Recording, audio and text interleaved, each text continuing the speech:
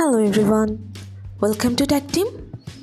Today in this video, I'm gonna show you how to change screen color in your Android phone. Before starting the video, please subscribe to Tactim. So let's get started. For this, you have to open your settings. Now scroll down and click on display and brightness. Here you can see screen colors. Click on this.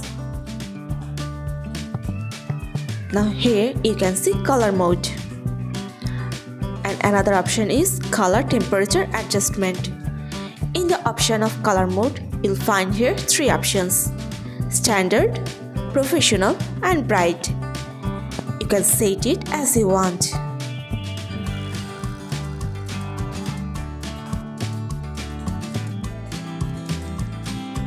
And in the option of color temperature adjustment, you can customize your screen color.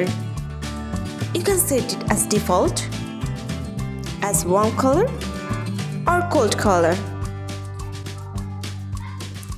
I'm setting here warm color. And in the color mode, I'm setting here professional. That's it. So this is how to change screen color in your Android phone.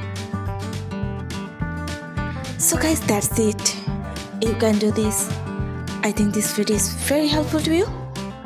If it was, then give a thumbs up and hit the subscribe button. And thanks for watching.